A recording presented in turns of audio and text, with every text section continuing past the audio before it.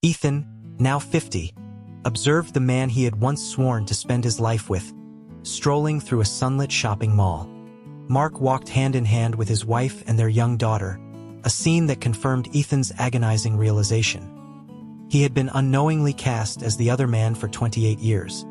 Mark's weekly business trips had been elaborate deceptions, a cover for time spent with his hidden family. A past version of Mark, his brow furrowed in a familiar gesture of disapproval, had once told Ethan he was responsible for Mark's deviation from a conventional path, for bending him and ruining his prospects. Mark had stated his intention to have children, explaining it as an unavoidable necessity to carry on his lineage, even if it meant forgoing a legal marriage. Ethan longed for a chance to rewrite his history, to meticulously engineer every missed encounter with Mark. He remembered a moment when Mark's hand had urgently gripped his arm, Mark declaring his love, and Ethan had only offered a bewildered smile. Ethan had asked who the man was, claiming never to have met him before. The world had presented a stark reset. The sharp, echoing crack of an explosion and the distant screams of passers-by still seemed to reverberate in Ethan's ears. He had died in a daze, struck by a car in his sophomore year. But in an instant, consciousness returned, and he saw his younger face reflected in the mirror. "Ethan, you okay?" His roommate's concerned voice called from beyond the bathroom door. Ethan splashed cold water on his face, finding a semblance of calm. He called back that he was fine, urging his friend to hurry so they wouldn't miss the good spots at the upcoming game. The roommate's impatience sparked a sudden, painful memory. This was the precise moment, the very day of his first encounter with Mark, the genesis of all his sorrow. A profound ache flared in his chest. Ethan gritted his teeth, composed himself, and announced that his stomach was bothering him and he wouldn't be going. His roommate, though slightly hesitant, was clearly more drawn to the basketball game. The sound of the door clicking shut allowed Ethan to slump to the floor, all strength draining from him. He stared at the pristine white ceiling, Mark's face flashing through his mind like a reel of old film. He recalled a 48-year-old Mark looking down at him with a subtle frown, accusing him of becoming increasingly unreasonable, reminding him they were middle-aged. Mark had frankly admitted he wasn't married to the other woman but needed heirs, insisting it was unavoidable since Ethan couldn't bear children. The brutal honesty of those words still stung Ethan's eyes. He had murmured in protest, asking about Mark's earlier promises. Mark had dismissed them as belonging to a different time, asserting their need to live within societal expectations. He had wondered how people would view him at his age without children, questioning his standing at work. Mark had taken a deep breath, an edge of impatience in his expression, then blamed Ethan for having bent him in the first place, for costing him numerous opportunities. He had then challenged Ethan, asking if he was now so selfish he would deny Mark a child. Ethan recalled how Mark had once declared his love, promising to overcome any obstacle for their eternal happiness. So many words had been on Ethan's tongue then, but only weak excuses had emerged. He had tried to suggest they could simply break up if Mark wanted a normal life, that he wouldn't stand in the way. But Mark had abruptly cut him off, telling him not to be naive, to pretend none of it had ever happened, and that he would continue to support Ethan financially. Ethan watched Mark slam the door, a fleeting sense of disorientation washing over him. The young man with eyes full of genuine affection had vanished into memory. Over the long years, Mark's outward appearance had aged, and his inner being had slowly decayed, morphing into the man Ethan had just seen. The steady drip of water pulled Ethan from his dark reverie. He looked at his pale face in the mirror, then offered a bitter laugh. Mark had claimed Ethan was the one who led him astray. Now, fate had granted Ethan a second chance. This time, he would ensure their paths never crossed again. They would both be free. The second day of his rebirth brought a fragile sense of reality. Back in a college classroom, he felt a renewed youthfulness. After a large lecture, the four roommates walked back to their dorm together. One of them, a stocky guy named Dave, mused that Ethan seemed much more composed than before, possessing a certain Dave searched for the right word, finally settling on a kind of seasoned, steady vibe. Another roommate exaggeratedly added that Ethan now looked at them with the benevolent gaze of a doting father. Ethan merely smiled, aware that his transformation was being noticed. Dave playfully boasted about Ethan bringing them food every day, calling him the dorm dad. Ethan chuckled, his peripheral vision catching a figure hurrying past him, causing him to stumble slightly. The person mumbled an apology, then rushed onward, head down. "Hey, watch where you're going," Dave called out, annoyed. "Ethan, you okay?" Ethan shook his head, assuring them he was fine. He gazed after the tall, straight back of the retreating figure, a frown creasing his brow. An inexplicable sense of familiarity pricked at him. "Ethan still staring?" Dave patted his shoulder, following Ethan's line of sight. "What, wanna beat him up? We can chase him down." Ethan quickly smiled, denying it. He just felt the silhouette was oddly familiar. "Hey, now that you mention it, I kinda feel it too," Dave said, picking up on Ethan's thought. "That solitary, quiet type, isn't he?" Dave trailed off. The genius from the physics department who skipped grades. Another roommate supplied. "That's right, the grade skipper." Ethan, looking confused, prompted Dave to explain. Dave put an arm around Ethan's shoulder, walking forward as he spoke. He explained that Noah had come from a special high school program, now fast-tracked for a combined bachelor's and master's degree. He was technically a sophomore like them, but probably 3 years younger. Dave remembered his name as Noah Stone. The name hit Ethan like a thunderclap. He spun around, but the figure was already gone. "What's up? You know him?" Dave asked. "No, not really," Ethan replied, though the truth was far more complex. He had heard of Noah in his previous life. Noah had ultimately committed suicide. Ethan found himself immersed in a dream, a vivid recollection of the events that transpired after his death in the past life. His lifeless body lay in the hospital morgue for 3 days, unclaimed. The police had contacted Mark, but each call was met with an impatient hang-up after only a few words. Mark's dismissive instruction was relayed to the police. "Tell Ethan he's too old for these childish games. If he needs money, he should come home." The police then located Ethan's estranged parents, who had cut ties with him after he came out years ago. They had both remarried and started new families. As soon as the police mentioned Ethan's name, they abruptly ended the call. A female officer stared at the file photo of Ethan, murmuring that he seemed like a good person, wondering why no one would claim his body. Ethan's spectral form hovered beside the officer, also looking at the photo, his 34-year-old driver's license picture.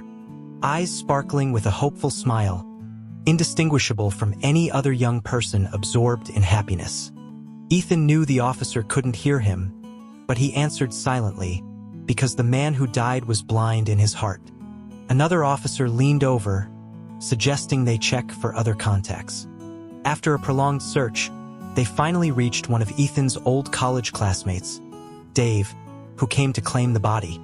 Dave, now a middle-aged man, gazed at Ethan's sheet-covered form, taking 2 deep drags from his cigarette. "Do you want to see him one last time?" a funeral home employee asked. "No, just cremate him," Dave replied, pulling out his wallet. He sighed, shaking his head. He never got to see the ocean in his life.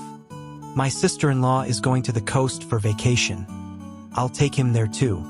With that, Dave turned and left the funeral home, sitting on the steps to finish 3 more cigarettes. That's when Mark, his face etched with a desperate urgency, rushed up. "Where is Ethan?" Mark, aged and powerful, demanded. His eyes shadowed with an inexplicable anxiety. His tone was utterly overbearing. "Is this really necessary? Calling you here to put on this act for him? Some people really have too much time on their hands." Dave slowly ground out his cigarette under his heel before looking up at Mark. He declared he had life insurance before swinging a full-force punch that caught Mark off guard. "What the hell, are you crazy?" Mark spat out blood, then challenged Dave to look at the sign. "Funeral home." He added that he wasn't so bored as to play games here. Dave scoffed. Ethan. Where is Ethan? It was then that Mark finally grasped the reality of Ethan's death. Half of his face was already swelling. He stammered, asking if Ethan was truly gone, if he was okay. He's fine, Dave replied with a chilling calm, just ashes now. But he was lucky in one way, he didn't have to see you one last time. Would have dirted his eyes. Ethan's dream dissolved as Mark stumbled into the funeral home. Are you really not going to the game today? Dave's voice, insistent and familiar, pulled Ethan from the lingering fog of his nightmare. Ethan rubbed his eyes, still heavy with sleep, and nodded. He mentioned there was an open lecture on the West Campus that day he found interesting, deciding to attend. Since his rebirth, Ethan had consciously avoided anything that might lead him back to Mark, and the basketball game was his first major detour. Skipping it had created a surprising amount of free time, which he filled by seeking out interesting lectures. When Ethan arrived at the tiered classroom, he spotted a lone figure tucked away in a corner, Noah. After Dave's earlier comments, Ethan had looked up Noah online. The forums painted a picture of a brilliant young genius, strikingly handsome, yet notoriously eccentric, isolated, and a solitary figure. Such a person, Ethan thought, must possess an extraordinarily resilient inner world. It was hard to imagine him taking such a drastic final step unless his entire world had collapsed. Ethan blinked, then deliberately chose a seat beside him. Is this spot taken? He asked quietly. Noah was hunched over, deeply engrossed in complex calculations on a sheet of paper. He only looked up when Ethan had settled beside him. Beneath a fringe of dark, messy hair, clear, sharp eyes met Ethan's. A high-bridged nose with a tiny mole near the nostril accentuated his striking features. Dark brows and piercing eyes gave him a somewhat intense, almost aggressive handsomeness. Ethan found himself momentarily mesmerized. Noah simply shook his head silently, then lowered his gaze, retreating back into his private world of numbers. Every digit on the scratch paper was meticulously aligned. Though Ethan couldn't fully comprehend the equations, he sensed the profound order within Noah's mind, a world unto itself. So why had Noah, this seemingly self-contained individual, been driven to such an end? Why are you looking at me? The voice was low, slightly husky, and detached. Noah had looked up again, his dark eyes fixed on Ethan like a wary, untamed creature. His words were direct and brief. Ethan offered a gentle smile. He told Noah he simply felt a good connection and hoped they could be friends. Noah's brow subtly furrowed, his clear gaze intensely scrutinizing Ethan, creating a fleeting sensation in Ethan of being observed by a wild animal. The younger man's throat bobbed. His eyes conveyed surprise, then hesitation. Finally, he lowered his gaze, as if making a difficult decision, and whispered, "Okay." Ethan, feeling a slight regret for pushing, offered an alternative. "It's fine if not." "No," Noah affirmed, his voice soft. You are my friend now." He looked at Ethan, then extended his left hand to gently press down on Ethan's hand, which rested on the desk. "My name is Noah Stone. And you?" His touch was dry and warm, and an unexpected blush crept onto Ethan's face. Ethan Miller." This was certainly different from the descriptions in the forums. Just as Ethan was about to continue their conversation with Noah, a familiar voice drifted from behind him. "Hey, why didn't you go to the game today?" "Thought I'd check out this lecture," another voice replied. Even without turning, Ethan knew that voice. Mark. Why was he here? The entire world seemed to fall silent. Ethan heard Mark laughing with his friends as they settled into the row behind him. Though Ethan hadn't seen Mark since his rebirth, Mark's appearance from their university days vividly materialized in his mind. Tall, handsome, with a radiant smile, the young Mark, unburdened by the weariness of time, exuded an ardent, sincere affection. Ethan remembered their first meeting. He had gone to watch the game. Mark had seen him, been momentarily distracted, and then comically hit by a basketball, sustaining a rather dramatic injury. Later, Mark had confessed that he'd never been attracted to men, considering himself straight, but after seeing Ethan, his heart had inexplicably stirred. He had claimed Ethan was the one who bent him. What began as a sweet endearment had, over time, transformed into a repeated accusation. If it weren't for you, I could have loved a woman, lived a normal life instead of sneaking around, hiding like I couldn't bear the light of day. Why aren't you a woman? What's wrong with me wanting a child? Ethan didn't doubt the intensity of Mark's love in college. Mark had held him, whispering that love could conquer all. But hearts are fickle, especially after venturing into the complexities of adult life, where temptations abound. Not everyone can cling to their initial vows.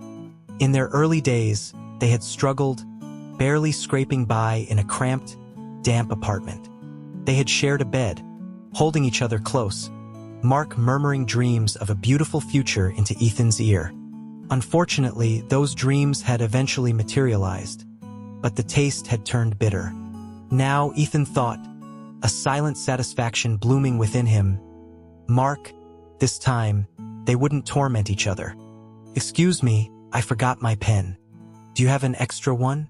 Mark's voice cut through Ethan's thoughts. "No, I don't," his classmate replied.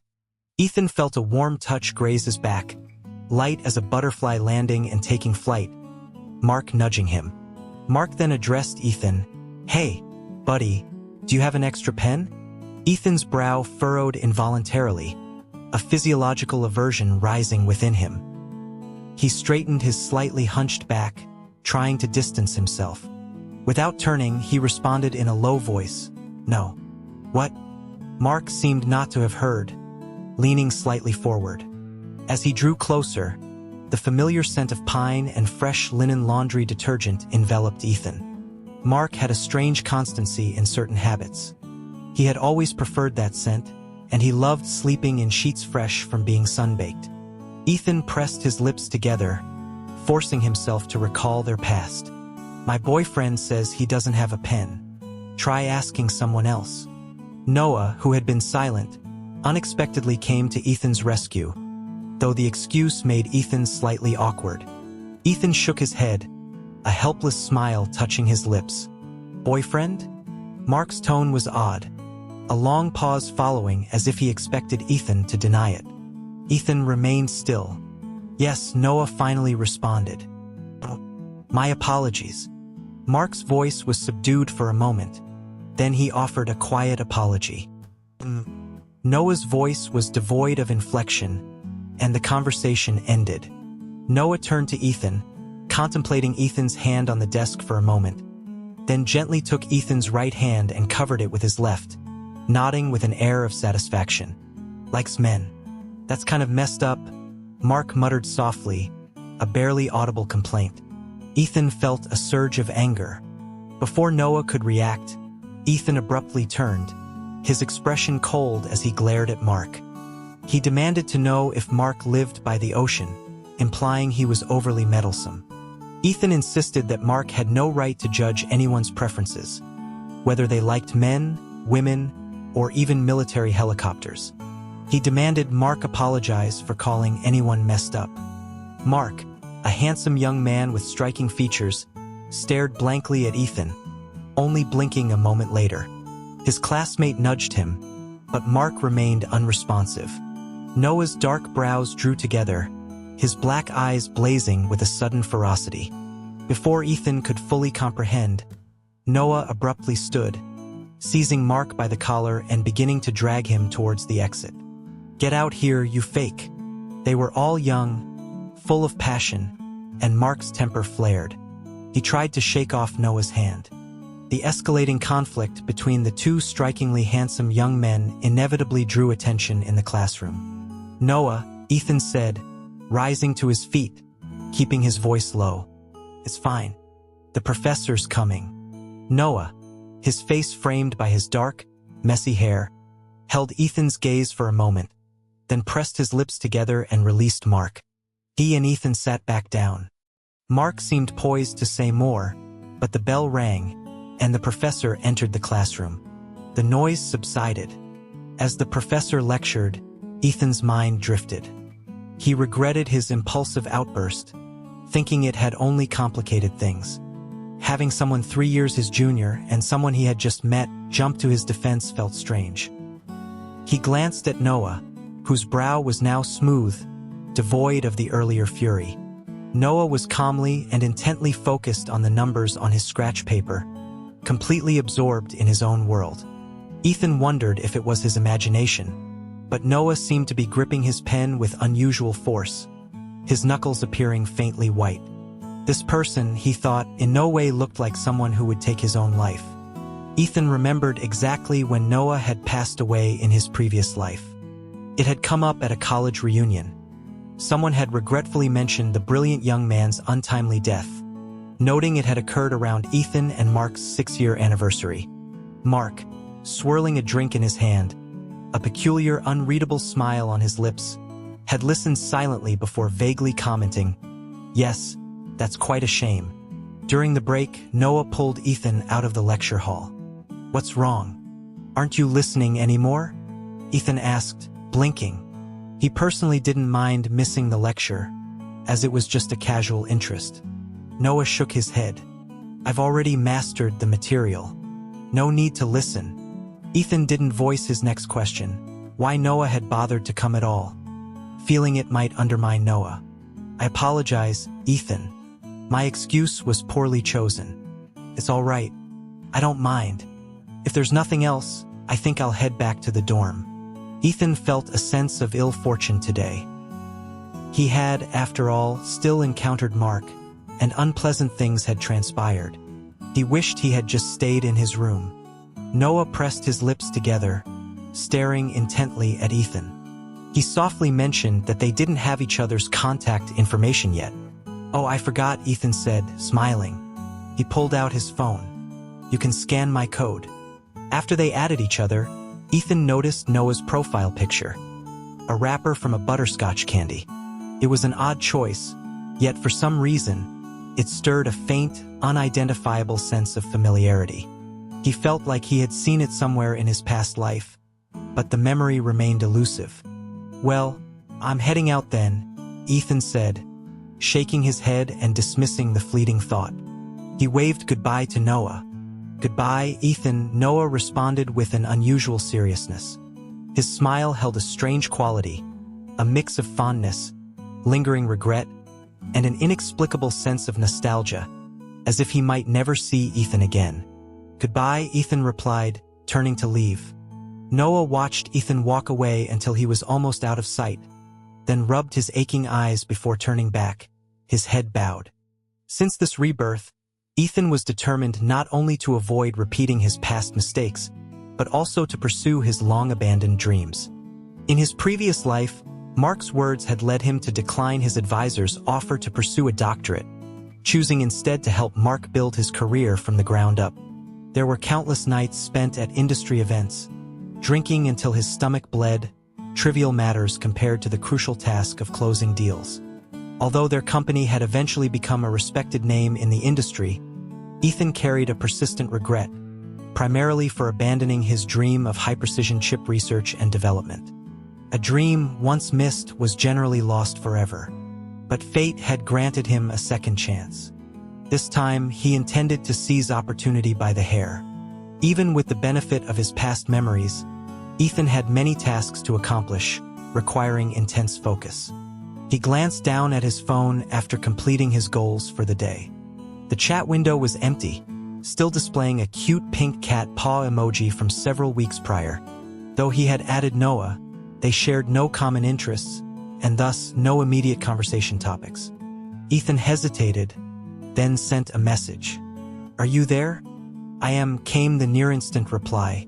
Ethan blinked, then slowly typed again. "Are you free soon? I'd like to treat you to a meal." Yes, Noah's answer was still concise. Ethan found himself smiling slightly. "You're not even going to ask when?" "Anytime you ask. I'm free," Noah replied. Ethan let out a helpless laugh. Just as he was about to type something else, a new friend request notification popped up. "Mark, Even without a name in the memo field, Ethan recognized him instantly. He hadn't thought about Mark in a long time. 28 years of entanglement and torment seemed to have finally receded, with everything in his life slowly improving without Mark. He stared at the profile picture, his thoughts a chaotic swirl. Why Mark? He had already let Mark go. Why was Mark seeking him out again? Mark's friend request contained only one sentence in the memo. I have something I need to discuss with you. Please accept. Thank you. Ethan took a deep breath and deleted the friend request. There was nothing left to say between them. Ethan arranged a time with Noah. He arrived 15 minutes early at their meeting spot, only to find Noah already standing there beneath a blooming cherry tree. Noah was dressed strikingly today, not in his usual muted hoodie. A crisp white shirt accentuated his tall, lean frame. He had also had a haircut, the previously long bangs trimmed away, revealing his sharp, almost wild features. He stood gazing up at the cherry blossoms, lost in thought. Several people were already discreetly taking photos, and Ethan could easily imagine the buzz on campus forums tomorrow. Ethan walked over, a friendly smile on his face. He asked Noah if he had been waiting long. No, Noah replied, turning, I just arrived. Ethan raised a hand, gently brushing a fallen cherry petal from Noah's shoulder. He smiled, letting the topic drop, and suggested they go to a restaurant he particularly liked. Okay, Noah agreed.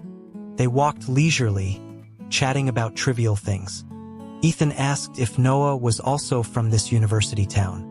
Noah looked intently at Ethan for a moment, then nodded. Yes. What a small world, Ethan chuckled. Maybe we even attended the same school. Noah curved his lips into a slight smile. I went to Northwood High. Ah, Ethan feignait de disappointement. I thought you might have been my senior. Too bad. I went to Central High. He sighed regretfully, then started to walk towards the opposite side of the road. Noah gently tugged his arm, softly reminding him, wrong way. Ethan paused, then laughed. Right, my memory's terrible today. Let's go. It had been a test. Noah had subtly revealed a piece of information. Ethan had only vaguely mentioned it was a restaurant he liked, but Noah's reaction clearly indicated he knew the specific place Ethan frequented.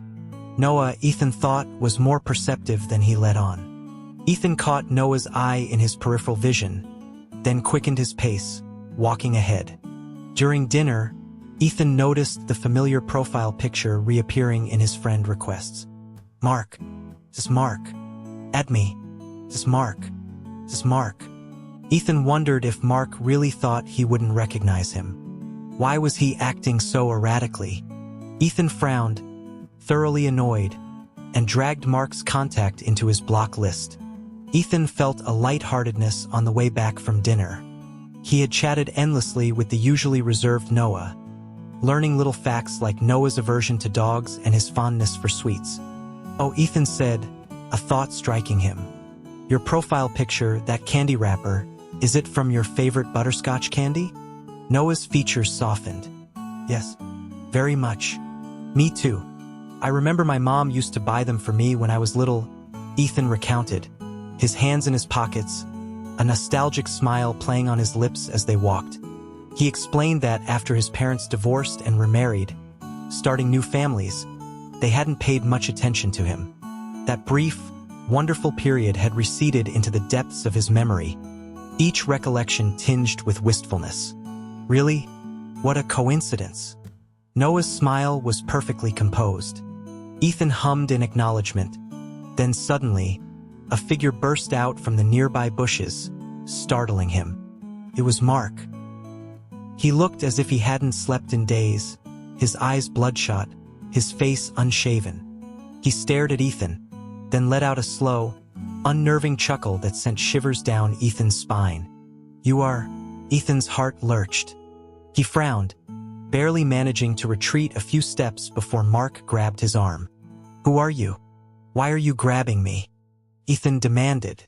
Ethan Miller. It's Mark, your beloved. Don't you remember me? Mark's voice was hoarse, a barely perceptible tremor beneath the words. His grip on Ethan's arm tightened. Hearing this, an unsettling suspicion formed in Ethan's mind. Had Mark also traveled back in time? "I've never met you. Who are you?" Ethan retorted, struggling to free himself. "If you don't let go, I'm calling the police." A swift punch whizzed past Ethan's ear. The usually silent Noah had already landed a fierce blow. "Noah!" Ethan tried to pull him back, but Noah's eyes were blazing red as he rained punches onto Mark's face. Noah declared he wouldn't let Mark harm Ethan again, telling Ethan not to be afraid this time. Ethan fell silent. If everyone had been reborn, then should he continue to pretend? Or drop the charade? He decided to maintain his current act for now. "Are you insane?" Ethan stepped between them, stopping a fist that was headed straight for his face. "Ethan." Noah's lips trembled as he spoke Ethan's name. Ethan, his brows furrowed, gently but firmly pushed Noah's fists down with both hands. He stated that he didn't understand what they were talking about, but public brawling in broad daylight would likely lead to a police visit, and he wouldn't intervene then.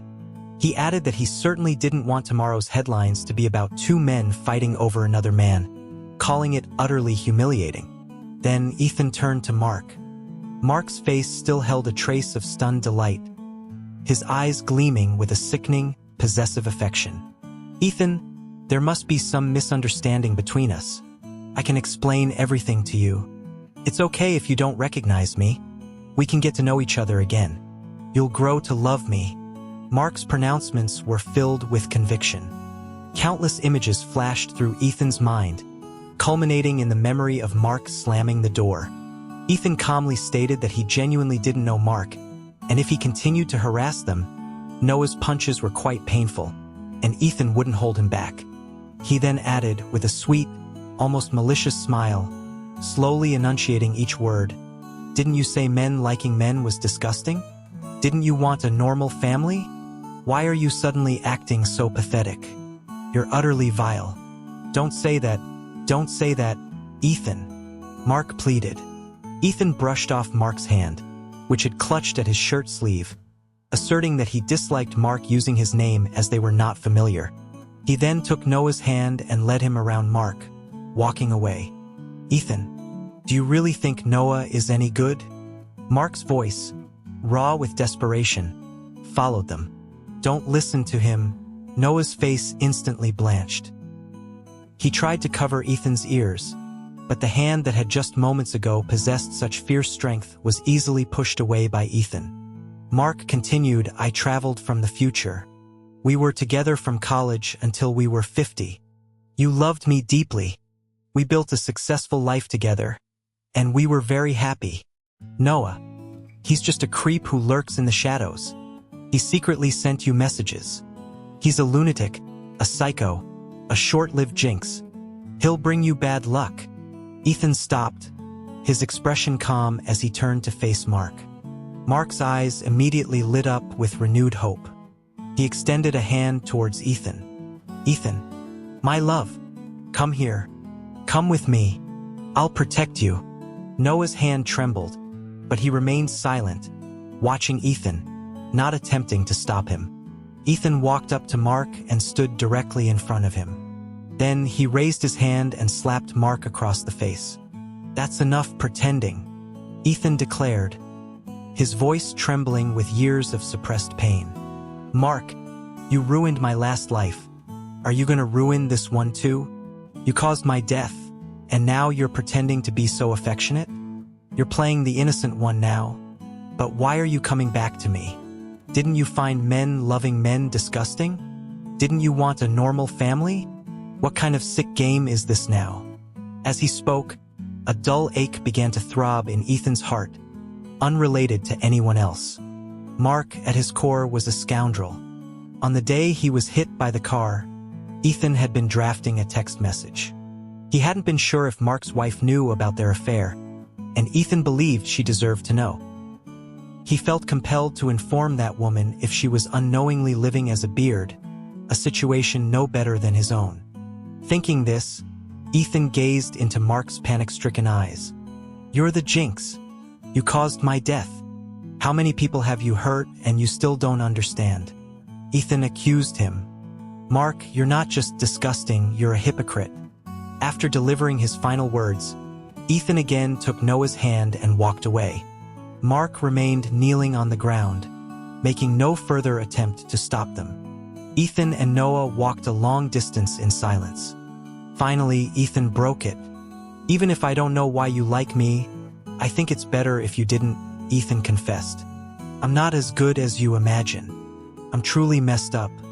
Noah turned his head, looking at the sunset, at the sky, anywhere but at Ethan. After a long moment, he replied softly, I've loved you for over 10 years. That means it's impossible, then Ethan said, I can't accept you right now. Are you going to keep waiting?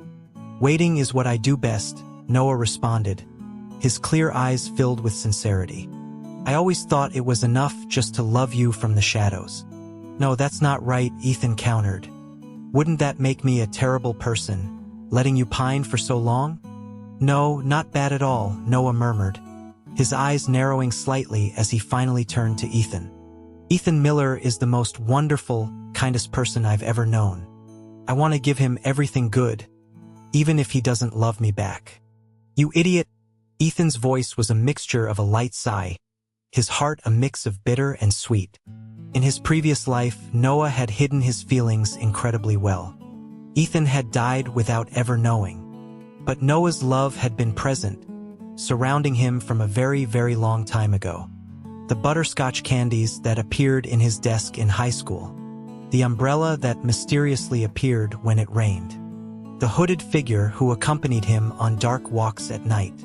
The restaurant he loved in college, where there was always an empty table when he arrived. The anonymous online account that answered his difficult questions. Noah had been with him on a very long journey. Ethan dreamed again. This was his second dream since his rebirth. This time, he experienced events from Noah's perspective, witnessing Noah's lonely life.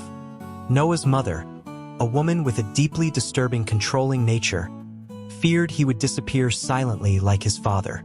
So, when Noah was a small child, she treated him like a dog, kept him chained at home. Every day, Noah's ears were filled with vitriol and degradation, punctuated by brief moments of tenderness and despair after beatings. One day, his mother, needing to attend an event, was forced to take him with her. He sat curled in a corner, isolated, watching the bustling crowd with dark, wary eyes. What a cute child. What are you doing here? Ethan, as a young boy, stood smiling in front of Noah. He then pulled out a handful of butterscotch candies from his pocket and offered them. At that age, Noah could barely speak, only managing soft, guttural sounds. The little boy awkwardly clutched the hem of his shirt, hesitant to take the candies from Ethan's hand. Young Ethan heard his parents calling, answered, then quickly pressed a handful of candies into little Noah's hand, said goodbye, and hurried off. Noah didn't eat them. Instead, he kept them under his pillow until they eventually melted. Noah clutched the candy-scented pillow, a yearning mix of fondness and reluctance, wishing he could somehow prolong that fleeting moment in time. He knew he was ill, suffering from a mental illness. After experiencing such a life, how could he not be? But simply breathing in the scent of those candies calmed him. Later, his mother vanished. The government and community united to support Noah's education. He followed Ethan's academic path, excelling and entering junior high. However, in high school, due to his status as a financially disadvantaged student, he was assigned to a specific school. So, every Sunday he would finish all his homework for the week, then ask permission to leave during the last 2 study periods. He would then walk from Northwood High to Central High, hiding behind trees, waiting for Ethan to leave. He was a silent admirer, a knight in the dark. But after Mark became aware of his existence, Noah's opportunities to see Ethan grew scarce, especially after graduation. On several occasions, he sat in his car, watching Mark, his foot hovering over the accelerator, barely managing to restrain himself. Later, his illness resurfaced. Having not seen Ethan for nearly 6 months, Noah was plagued by incessant dry heaves, his fingertips trembling as he sent desperate messages. Noah Stone, 6 feet 2 inches, no bad habits, net worth in the high 8 figures. I want to be your other man or even just your dog, as long as I can see you. Please consider me. I beg you. The young man was curled on his sofa, surrounded by numerous butterscotch candies, his eyes fixed on his phone screen in the dark room, his fingertips twitching uncontrollably. Soon a reply came. Oh really, Noah? There is one thing you can do to help me. What? Noah. My world will be clean only when you're gone. Mark told me everything. You're utterly repulsive. That message hadn't been from Ethan. Ethan had known nothing about it. Could only have been Mark. Ethan wanted to warn Noah, but this was merely a dream. Noah couldn't hear him. On that night of torrential rain, Noah struggled to the company rooftop. Gale force winds whipped at his clothes, revealing his almost skeletal back. He spread his arms wide, his face streaked with what could have been rain or tears, and leaped decisively into the abyss. Ethan tried to stop him, but his body passed through Noah's. After Noah's death, his spirit had remained by Ethan's side. He watched Ethan sitting on the floor, weeping in agony. Noah's spirit crouched beside him, his gaze lowered, his ghostly hands cupped before Ethan's eyes, as if to catch the falling tears. Even knowing Ethan couldn't hear, Noah's spirit murmured, "Ethan, don't cry. He's not worth it. Ethan, if only I could reach you in your dreams. All my money, it's for you, Ethan. Seeing you like this, I'm suffering too." When Ethan was struck by the car, Noah's spirit knelt beside him. "It's all my fault. I died from my illness. I didn't protect you. If I could start over, I'd trade all my luck, my entire future, for Ethan to have another chance." The dream ended with a distant sigh echoing from the sky. Life moved forward. All the past pain felt like fleeting clouds. Ethan successfully pursued his doctorate, graduated, and entered his desired research institute for advanced studies. This time, Noah was no longer a shadow but a constant companion, walking with Ethan through every pivotal moment of his life. Mark, conversely, became the one lurking in the corners. Ethan looked down at the extra umbrella that appeared on rainy days, knowing it came from the thin figure hidden in the shadows. He impassively kicked the umbrella away, ready to quickly enter the downpour. Then, a dark car pulled up. Noah, holding a black umbrella, quickly walked towards him. He glanced down at the discarded umbrella by Ethan's feet, then offered a soft laugh. "Come on," Noah urged. Ethan nodded, stepping under Noah's umbrella. The umbrella tilted unconditionally towards Ethan, the rain quickly soaking Noah's left shoulder. "By the way," Ethan said abruptly as they walked towards the car, "I agree." "What?" Noah started to ask, then his eyes widened suddenly. Ethan smiled. He repeated, "I agree. You've succeeded in winning me over." He explained that though his previous relationship had been messy and painful, it wouldn't extinguish his courage to love again. He vowed to love each relationship bravely and sincerely, to be responsible for his partner. In that heavy rain, Ethan felt he had finally, completely let go of his past. He had cleaned out his heart, making room to genuinely welcome a new person into his life. They embraced in the downpour. Noah, delighted, hummed a tune. "You've flown into my arms," Noah murmured, his voice husky, like the shallow reefs emerging from a seemingly calm sea.